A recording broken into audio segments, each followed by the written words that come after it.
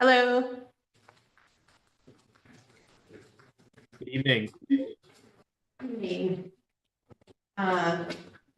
It is 6:35. I'm Alderwoman Michelle Hirsch. I am subbing for Chairman Steve Shabbat this evening. Calling this meeting to order. Present, we have a quorum. We have Alderwoman Jeannie Edwards and Alderman Michael Tierney, and we have Director of Housing Initiatives, Bartek Stardosh. So the first item on our agenda is an update from Housing Initiatives. No update. Okay, well, that was very, very quick, okay. Second item on our agenda is a discussion with Baxter Developers. Hello? I think you'll need to unmute. Can I give a short, hi everyone, can I give a short? Sure. Intro? And so, I'm just looking because I heard that elevator, that's terrible. Okay.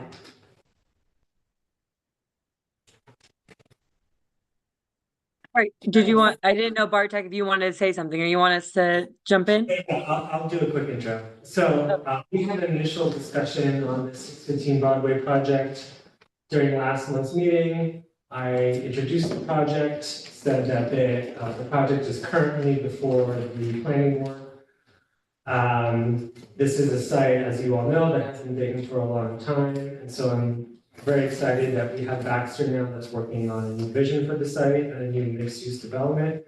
And so we, as we discussed, we decided it'd be a good time for Baxter just to come in, meet the committee, and give an introduction to the project and also give a status update. So Natalie and Baxter, if you'd like to take it away, the floor is yours. Sure. So I thought it would be helpful. I'm sure Bartek gave a bit of an overview at the last meeting, but I can kind of run through the beginning of our planning board presentations that we've been giving so far, give you guys a little bit of overview, and then we can just open it to questions. I apologize now that I'm a little raspy because I'm losing my voice, but I'll try my best. I think I should. Am I able to share screen? Is that able to be enabled or? Yes. Looks okay. Kwame, or if Kwame, if you could give that permission. Yep, she's all set. Oh, thanks, Lisa. Thank you. Every time I think it's. I know. So you guys seeing the cover slide? There we go. So 615 Broadway, I think as Bartek was pointing out, big partnership. Baxter as the developer is working with Mapos for architectural design, LRC for engineering. We've been working with the city kind of throughout the concept development process. And then KARC, which is the firm that I'm with, is helping with kind of grant applications and taking the project before the planning board and various approval agencies. So let me get over here. So a little background. I'm sure most of you are familiar of the site as you kind of go down Broadway, but here's just kind of the overview of this using the most recent kind of zoning map. So this does fall within the T5 Main Street zoning district. It also falls within the Broadway Cornell corridor high overlay, as well as the heritage area commission boundary. So there's a few different kind of regulations that we're looking at here. You'll get into this, you'll see a little bit more of this when we get into the site plan. The previous parcel I had shown you, this is the site that was part of the RFP that was kind of worked on with the city and Baxter in 2021, 22, 23. Since that time and through the development of concepts, we have started having a conversation with the Salvation Army that's located at 35 Cedar Street that you see outlined here, which is in a zoning district. But as you see, when we'll get to the site plan, this parcel became really important for kind of the layout and flow of the parcel. So just kind of trying to look at what we're talking about here. Here's an aerial view so you can see outlined in red is the city parcel, but it only has that really small access that you see, that little leg that jogs down to Cedar is kind of a 9-foot wide Martin's Lane, right? That was accessed. Besides that, the only access was from Broadway. So after conversations with the city and really wanting to kind of reinstitute like the frontage that is being done on Broadway with the improvements in terms of on-street parking, closure of curb cuts, bike lanes, and amenities. We really decided that kind of having that curb cut off of Broadway was not going to be ideal for what this development needed to be in terms of adding that street front to Broadway. So that's when we started having conversations with Salvation Army about being able to use the area that's outlined in yellow as a means to access this site off of Cedar Street. And then in the outlined in orange is an area that we're working with them in terms of purchasing that small piece of their property for additional on-site parking for the development. So here's kind of the site plan overlaid on all of that now that you have that orientation, right? And so, you know, we are still, and Bartek is part of these conversations, we are still working out the actual agreement with Salvation Army and kind of trying to move forward with solidifying that as an option. But in the meantime, we have kind of developed this site plan and this concept plan with that parcel in play, because it truly just does make for a better project and better circulation and better frontage on Broadway. So as you can see, kind of access here off of Cedar, we would be kind of repaving and restriping this area for Salvation Army. You would enter the site. There's rear parking underneath the rear part of the structure, as well as this parking on Salvation Army. And then we'll start walking through kind of the floor plans for what's within the building. So real quick, kind of basic overview of the program of the building, right, is 70 residential units. Broken up between studios, 1 bedrooms and 2 bedrooms, about 7,000 square feet of commercial space. There is retention of the Pauline Oliveros Deep Listening Plaza. So that's, and kind of expansion and improvement of that. So that's just under 4,000 square feet of open space in terms of this internal courtyard, 37 parking spaces on site, as well as a bike room, bike facilities, residential lobby. And so within those housing units, I think something we've been working a lot with Bartek about, and we are very committed to, is kind of the provision of affordable and workforce housing. So right now, as the project is currently proposed, we are trying to go above and beyond what is required by the code, right? The code requires 10% affordable, 10% workforce. We would really like to kind of up that and be a model for development on Broadway by doing 20% at the affordable definition of units, and then the remainder of the building, the remaining 80% as workforce units. So kind of 100% below market rate, and in each one of those required sections kind of going above the minimum percentage requirement. This is just kind of, again, you're probably familiar with the site, but just to kind of get us situated in terms of where this sits. So this is kind of the photo. You can see the uses that we're working with here, right? On one side is the gas station use. And then on the other side is a historic structure that you'll see in the architecture. We're trying to reference and incorporate and give a nod to as much as possible. And then again, this is just a shot trying to show the Broadway improvements that we are trying to enhance and continue by kind of closure of these this curb cut in the front, kind of closure of that curb cut to make a more safe and consistent pedestrian environment in front, with less turning vehicles kind of coming out onto Broadway. And then this is the rear of the site. On the right-hand side here is where you see kind of the rear of the Salvation Army parcel. You see their lawn area in the back. That's the portion that we're looking to purchase just under 4,000 square feet of that. They would still have remaining yard back there, but we're looking just to take a portion of that to provide additional on-site parking. And then this is kind of the entryway that would be restriped and repaved, where both Salvation Army visitors, as well as visitors and residents of the 615 Broadway project, would access the site kind of off of this side street. And then here's just getting real quick into the kind of the floor plans that I've talked through a bit. So on the ground floor, underneath the back portion of the building, we do have ground floor parking, right? So it is ground floor parking with 4 stories of residential above that.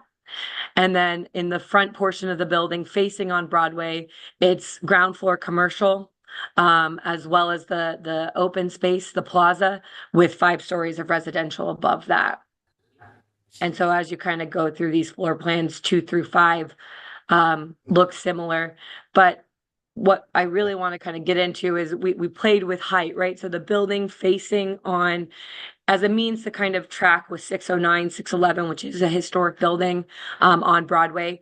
We kept the front building on Broadway at 3 stories, and you'll kind of see that when we get to the elevations, and then tried to locate the density of the building, right, to get those additional housing units in there that are much needed in the region and in Kingston. Tried to hide those to the back so that they're not overwhelming kind of on Broadway. So this is that front view of what that looks like with the 3-story building. And again, you can kind of see from the location of the windows and the window proportions, we're trying to track the architecture for Mappos is kind of trying to track the architectural details so that the 2 buildings are in communication, even though it is a little bit more of a modern looking building, right? We're trying to not mimic the historic architecture, but keep that present and reference those historic proportions. And then the entry to the plaza is kind of to give space and breathing room to the historic 609 building. We also kind of decided to put the entry to the plaza between the new structure and the historic building adjacent to it. So it's kind of this entry courtyard that will be landscaped that will kind of bring you into this central open public space. Because of, I just want to touch on these elevations real quick. Because these buildings do abut a property line, we are precluded from kind of doing windows to preserve the potential for future development there. So because we are in communication with the various art groups in the Midtown region, we imagine that this will be some kind of mural on the side of this building until the day that maybe the gas station or portion of it gets redeveloped. And again, this is just kind of trying to show how the density, the largest structure is kind of hidden towards the back center of the project, and that we play with the heights and gaps between the structures kind of on the front half so that it's not one massing. And then the internal courtyard, again, the tenants are not identified yet. So grocery store, beer hall, those are just kind of placeholders for now. But the idea is that there will be commercial buildings kind of both facing the courtyard as well as facing Broadway. And again, we're working with the community, understanding that there is a significant desire for the Deep Listening Plaza and the intent of that space to be carried over into this new space. So we have been having conversations about within this space, what kind of art exhibits, outside art exhibits can we do? Can we do a blank wall for film screenings? So we are working and thinking through those ideas in terms of how to make sure that this space is supporting the Midtown arts community. So that's the quick overview. I can stop sharing so we can kind of all see each other. But from there, I think we just wanted to open it. We're still at the very beginning stages of our planning board review and development of the project, but we did want to touch base with the council and answer any questions you have at this time. I have a question. Thank you so much for that presentation. It's really great to see something happening at that site, especially in mixed use. My question is regarding the 56 workforce apartments and the 14 affordable. And would you know at this point what size apartments are going to be the affordable apartments? Given that we have a lot of families, I mean, I know everyone needs affordable housing these days, but we don't have a lot of options for families in the city of Kingston. So I'm hoping that we can put a good amount of the affordable units to be the 2-bedroom units. Mm-hmm. Yeah, Go ahead, Lauren. Thanks. I can take that one. I think this is where Natalie was headed, is that we don't necessarily have those identified yet. However, we usually try to keep proportionality. So depending on, you know, how many 1-bedrooms, studios, 1-bedrooms and 2-bedrooms we have, we try to take the 20% and spread that the same. So for example, if we have 40 1-bedroom units in the full building, we would try to make 20% of those, or 8 or 9, affordable. And the same goes for, you know, the rest of the unit mix. So if we have studios 1s and 2s, there will be studio 1s and 2s that are designated as affordable. Okay, thank you. Sure. Michael? Yeah, so I guess continuing in that line of questioning, who will be overseeing that application process? Will that be, well, obviously you folks aren't going to be the landlord, but you, the landlord, or is that the city's responsibility to fill the building? The leasing would be done by Baxter. Leasing will Yeah. be done. So Baxter will be the landlord, right? Baxter does, and Eric or Lauren, if you want to speak to this, does do property management. So this is kind of build out to property management, which I think is just helpful to kind of have that consistency through the project.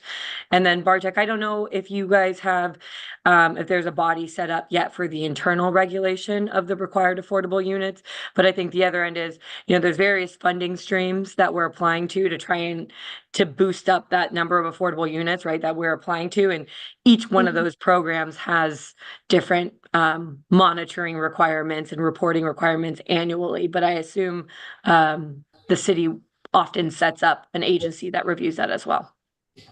So for what's required, you know, the Office of Housing Initiatives would also have annual checks to make sure that that's being followed. Okay. Give it up. I do have some Okay. questions. So you listed the maximum allowable rent for workforce and affordable. Can you enumerate those? Yeah, I think, so what we pulled from the code, I don't know if Lauren has the numbers, but it's 30% of the figure that represents 80% AMI, right? So the rent is 30% of what the current 80 AMI is. I don't have those numbers in, but we can. I have them, and these are based on HUD 2024 numbers. So to give you an idea, I'll rattle off the studios 1s and 2s, and these take into account allowances. So the studios are just under 1,500. The 1-bedrooms are just over 1,700, and the 2-bedrooms are just under 1,900. So they change year to year. So if we are looking at a delivery in 2025 or 2026, they may go up or down depending on the HUD numbers. And again, those are the maximum allowable for the 80%. So if we have some at 60, 70, 80, 90, it'll range, but that gives you a sense. And then the 120 AMI, the workforce? The 120. So the numbers that I have in here, and I don't know if we actually took a very rare for a developer to do this, I think, but we took a conservative approach and we plugged numbers that are just under the 120%, which is the workforce. So I have here in our underwriting 2,000 for the studios, 2,400 for the 1-beds, 2,900 for the 2-beds. Underwriting purposes, it's not quite at the 120% AMI. They're a bit higher than that. But again, just to answer your question and give you a sense of what we have in here. I have a question. Do you have an idea of what market rate is in Kingston? We do. I don't have those figures in front of me, and I think we can come back with those. It's been a little bit hard to comp to this type of product, considering it doesn't quite exist. You know, amenitized, downtown, elevator buildings, parking. So it's kind of hard to hit that exactly, but I'm sure we can come up with something and send it over to you as a follow-up. Thank you. Sure. Thank you. Oh, Michael. So regarding the easement with Salvo, do you have that easement yet, or is that still, will that come after closing? What is the status of that? And if you have the easement, can you share the language of it with the council? Yeah, with Salvation Army. Sorry, I didn't hear the beginning of that question. Yeah, about the Yeah. easement with the Salvation. Yeah, we're still in negotiation. We're still in conversations with Salvation Army. We just had another meeting with them the other day, kind of working out liability issues. You know, it is working with the US Army, so that is going to take a little bit of process. So I think the anticipation of that is that that actual transfer of property for the piece that we want to purchase and the easement would occur kind of at the time of site plan approval or after, pretty much at the similar time that we'll be back before this body seeking the transfer of property of the city-owned property. So conversations are ongoing, but the actual agreements, and those will be part of the kind of, I'm sure there'll be conditions of the site plan approval. So those would absolutely be submitted to the city for record. Yeah, and I should just say, I'm involved in those conversations as well. The Salvation Army. Great. And so regarding the Salvation Army, those parking spots that are already there that you said are for Salvation Army and for residents or visitors, did those count towards your 37, or are there 37 on your own property and the Salvation sale property? Yeah, no, we're not counting the 14 on the Salvation Army property. Those are going to be reserved for them and their visitors. So the 37 is what we will have on the site that will be under Baxter control. Okay, thank you.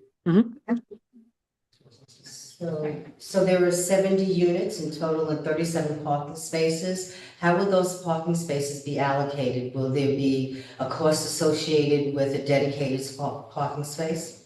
Yeah, it's usually, and Eric jump in on this, but I think something that we talk a lot about in planning for affordability is unbundling the cost of parking from the cost of the unit, right? Noting that not all households, especially tending to be lower income households, own multiple vehicles per household, or in many cases even one. So you do want to unbundle that pricing as much as possible. So I believe the intent is for them to be on a first come, first served basis and for an additional fee to kind of have those spaces. And that's as a means to not kind of burden households. Sometimes that parking just gets lumped into the total development costs and cost of rent. So that will be separate, a separate piece. And then the intent is of this area of trying to make it, trying to facilitate shared, bike share or bike transit as much as possible, as well as kind of utilization of the bus system in the area. Also, excuse me, paying for parking allows the residents to police themselves. When you pay for a parking spot, you typically police the parking lot. Right, but at these unit rental prices, it seems like you'd need 2 people working. And very often 2 people would need transportation to get to that job. So I'm just wondering what this overflow is going to do with the adjacent community, because people will be street parking. Well, that is actually something we're working on, because it's hard. You don't often see the numbers for how many vehicles often show up at a building after it's built. I could look up in the census. We don't have this number on us, but we are working on a parking demand reduction strategy as part of the new code with the planning board. So as part of that, we are looking at buildings with similar price ranges, right? Energy Square or other developments that also, because they're in the same area where 0 parking is required by code, right? They were allowed to do less than that. So we're looking to see what their actual utilization rates are. How many spaces are they seeing there? Are they seeing overflow? So I think that's something that we can provide. We're working with the planning board. They wanted backup information for that as well. And then the intent, I think, for it, I think the intent would be for this to kind of disincentivize the use of a car. So hopefully you are getting households that are choosing urban, it's this whole chicken and the egg that all the urban communities are in right now, like Kingston and Beacon and Poughkeepsie, where you are trying to make a walkable community that is transit friendly, but we're kind of in the in-between zone of that. So you do kind of have to, like, if you build it for the future that you want, and ideally one car per household or 0 cars per household, if you're living in an urban center where you can get around or work remotely, is the ideal. But right, we still are providing parking on this site because we're not quite there yet, right? These households are going to have vehicles. So hopefully, I can get you better numbers on that based on our kind of comparison analysis in the future about what Kingston specifically is seeing, from buildings of this type and renters, of this type. Any more questions? I didn't see it on your first slide, so I apologize if it was there, but is there gonna be laundry in the building? Yes, each unit will have their own individual laundry.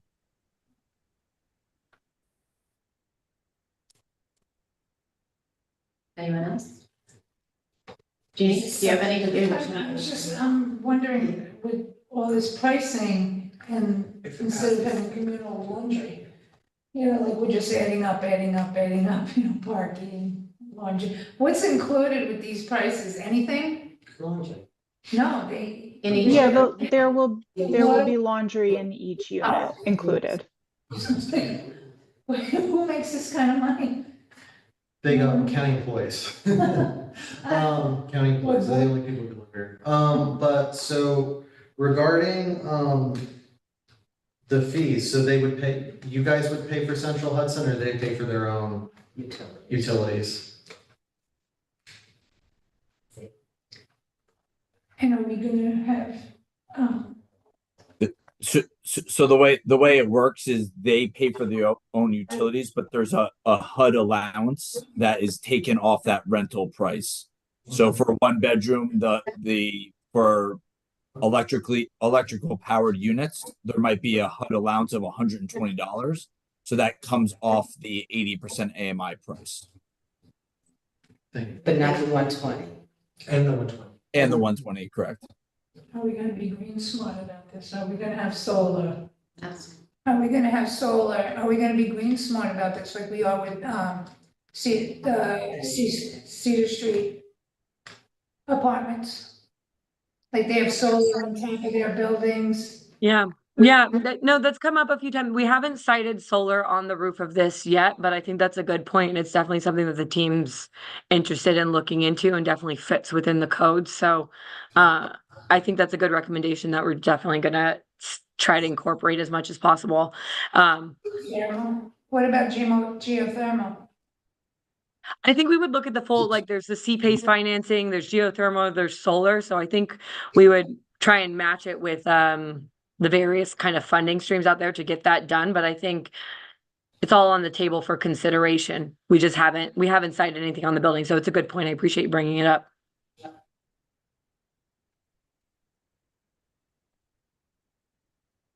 Anything else? When is the next time you'll be coming back to the planning board to present? Yeah, they're on a break for August. They don't have a meeting, so we'll be back for their September meeting.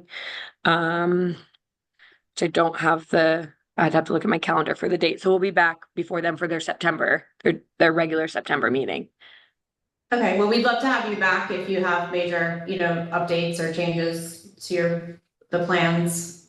That you can Absolutely. bring back to the council, it'd be great if you can help with that. Thank you, Bartek. And they'll definitely be back at some point. Yeah, I know. All right. Well, thank you. Thank Yeah, you. thank Thank you guys you all for for having your us. time. Appreciate it. Thank you for having us. All right. Third on our agenda is a more moralizing resolution for homes and community renewal, New York State Homes and Community Renewal, who oversee the Emergency Tenant Protection Act and the enforcement and regulations of all of the buildings. 2 years ago, the legislature passed funding in the 2022 budget to create a tenant protection unit up here in the Hudson Valley. As we're about to opt in and now Poughkeepsie has opted in. And they're saying, the state is saying that they can't find a place to rent. So Really? this is just a memorializing resolution, speaking to how the tenants, you know, in the city of Kingston are having a very hard time getting relief under the law and all of the forms that they have to file. And it would be quite helpful for it and be more expeditious if they did have a tenant protection unit here in the area. I think it would also be great for the employees of the tenant protection unit to get to know the landlords and the players in the area, because they are also tasked with, you know, seeing trends, tracking trends, non-compliance, those sorts of things. So I don't know if everybody had a chance to read this or, okay. Can I get a motion? Second. Okay. Okay, any other questions or discussion or? I think the last 2 years have shown that this is really needed. You know, I know based off of the previous hearings and the right guidelines for it, nobody's actually received their reduction, and communication with landlords is actually reduced. So, Yeah, actually, Chestnut Mansion, which is located in my ward, not a single tenant has received a lease since the appellate division ruled that we were in compliance with setting the emergency housing emergency. So all of those tenants should no longer be month to month, and they should be offered 1 and 2 year leases, and they have not been. So they all have to file all these forms, and it's all a burden on them and really unfair. that is the same for Dutch Village, and it's the same for me. I'm a month-to-month tenant for the last 2.5 years now.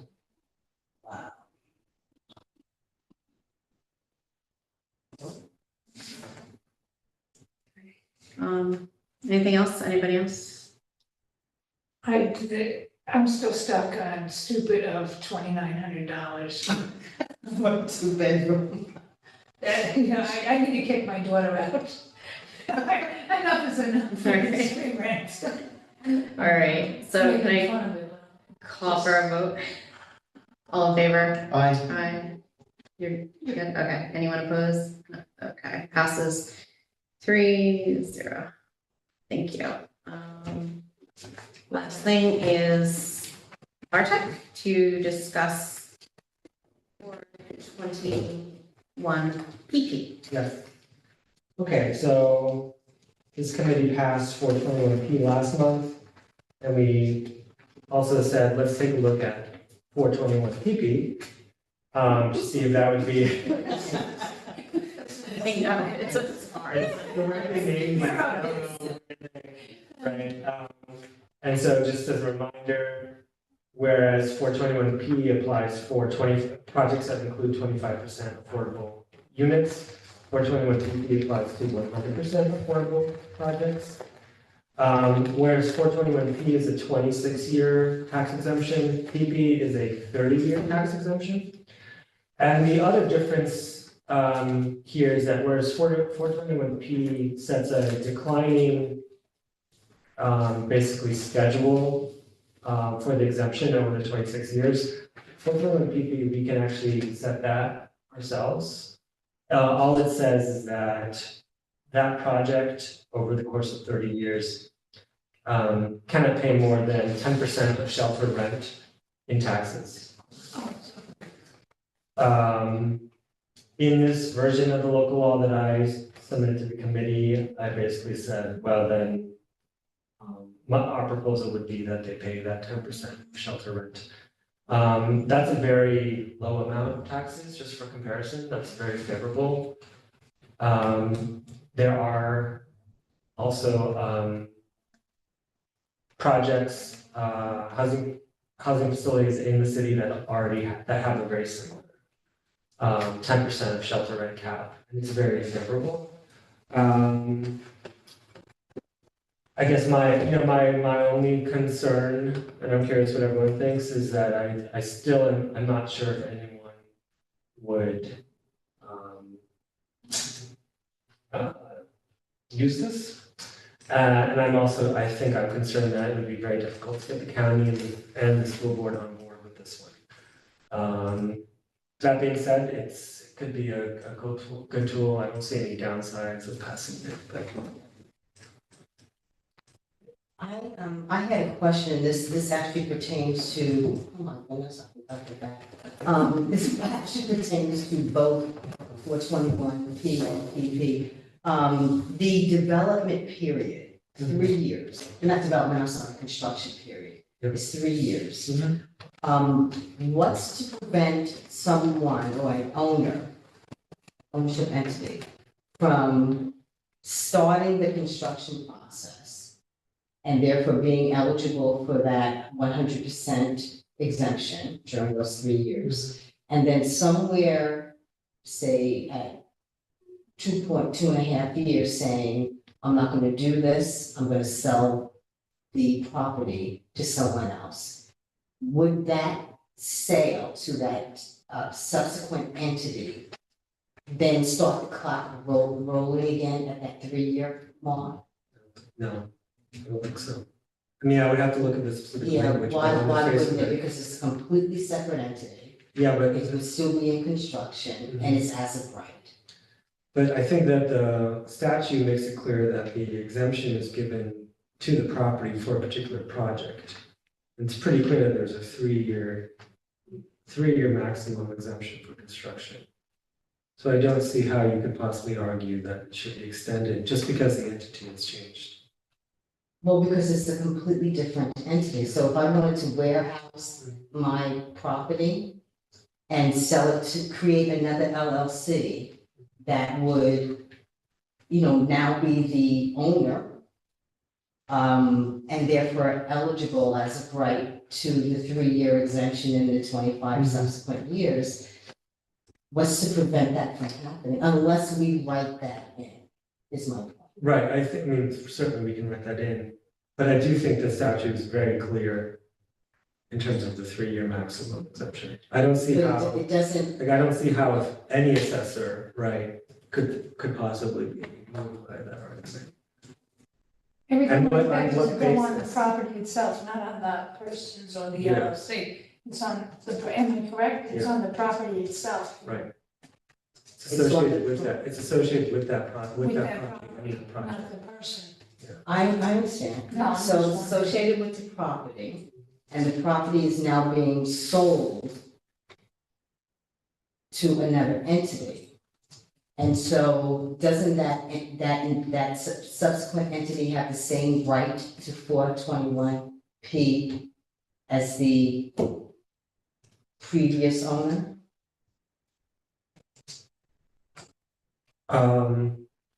Right, they would continue to be under 421P, but you're arguing that they might be trying to extend that construction. Yeah, I just don't see that. But you can write that in though, right? That can't happen. Yeah, certainly, but I don't even see the need, like that, the statute is so clear. I see the need because we have a lot of developers that have come into Kingston precisely to buy property, hold on to it until the market is more favorable to them than selling it. And so it just seems to me like if we offer this accommodation and there's that loophole, then why wouldn't you take advantage of it? Yeah, I mean, I don't see the loophole, to be honest with you, but I certainly, I wouldn't want that happen, like, I agree with you that that's something, Yeah. that's not the intent here.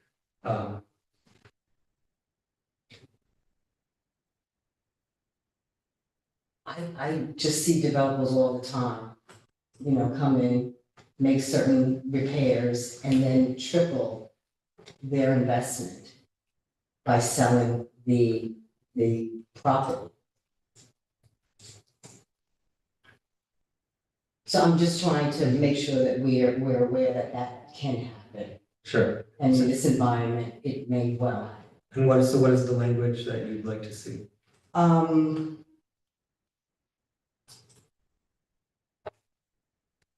Well, first, that we be very specific about what constitutes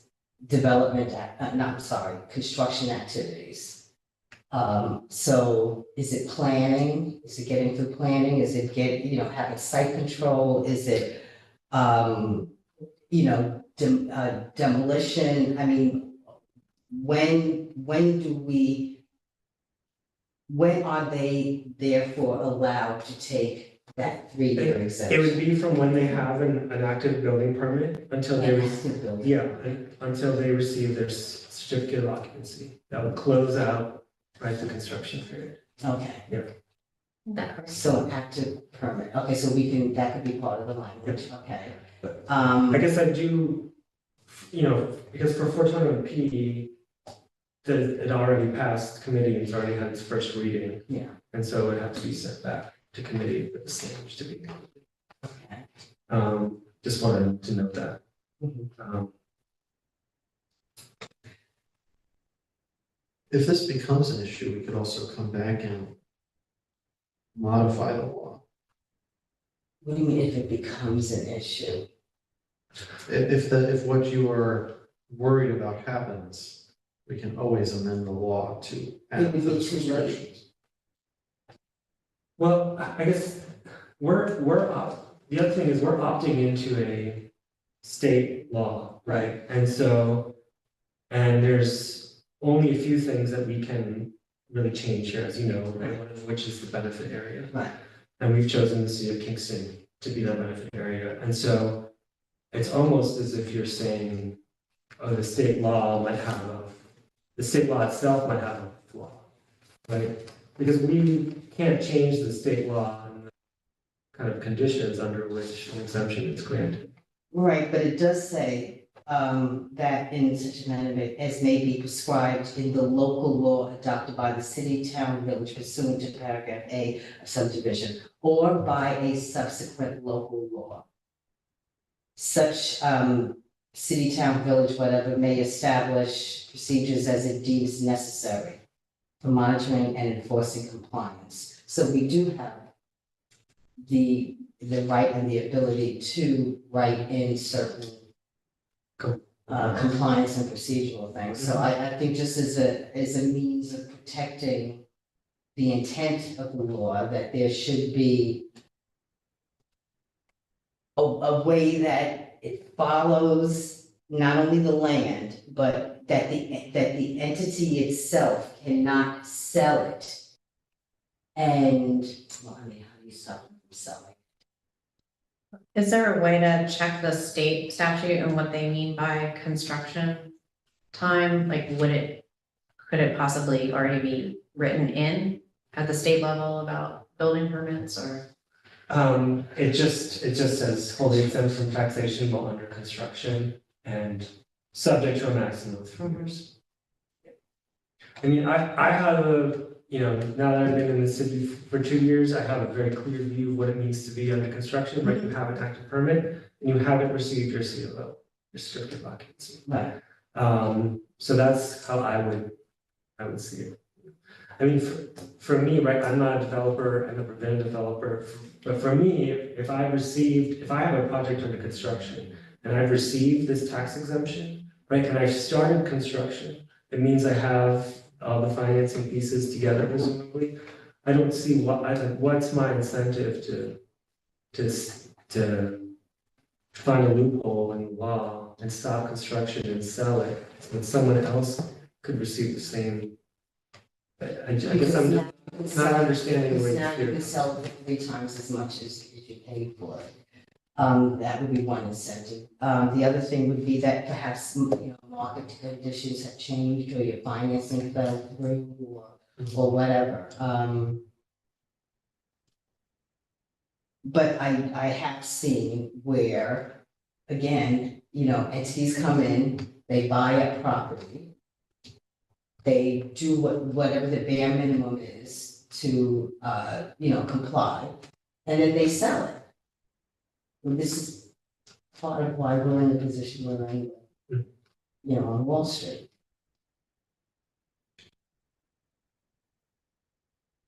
Okay. So, anyway, If there could be some language, if we could think about some language that would foreclose the possibility of the first party selling it to the third party, and then like maybe make it run concurrently or something. If they're buying a property that's already in construction, maybe that 3 years still runs with the new sale? Would that be possible? I mean, I guess it's, I know, it's your, I guess, if you're referring to like procedural or monitoring, I mean, I guess that can always be written into local law. I mean, again, I think I guess I don't have the same fear that you have in terms of like this happening, but I'm certainly fine with it being included in the law. But I guess it's now a procedural Yeah, it's question about, because someone would have to send it back to committee or introduce an addendum. Yeah, unless, I And so think we can make the amendment on the floor without, I'll speak to Andrea. This we can't vote on tonight anyway, we're not voting on the PP tonight, it wasn't posted on the agenda, so, we can look into everything. And just another question, have you taken 421P around to not formally. We have let the county know that we are doing this and that we'd like them to also pass it. And part of the reason why we're not gung ho is that I'm looking for feedback as to whether this council is going to also pass PP. Because that would obviously be included in whatever package we send over to the other entities, if that's the case. But how has the response been? Well, it's been positive, but again, it's up to the school board and the legislature side. Not sure about that. Yeah.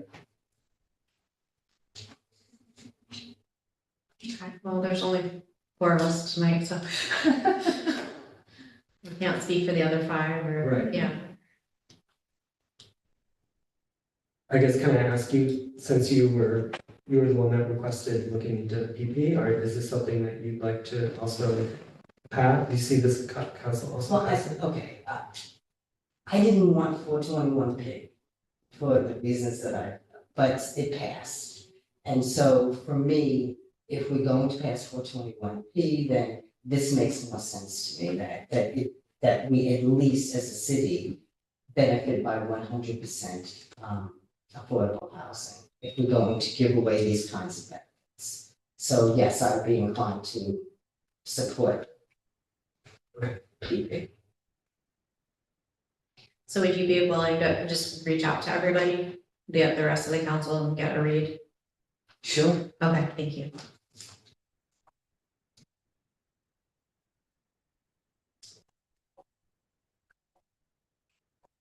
Four 21P, PP.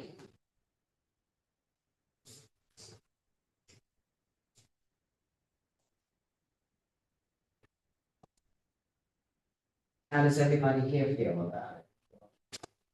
I think PP is another tool in the toolkit, but I'm kind of skeptical of either of these being utilized to their fullest extent. And I'm also skeptical of other taxing entities opting in. Yeah, same. But I think we should adopt them. Again, I like them because, I mean, it would put us lower than units we heard tonight, so. Yeah. Oh, smokes. Okay, thank you, Bartek. Thank you. All right, so can I get a motion to adjourn? So moved. Second. Thank you, everyone. Thank you. Thank you for something. Good night.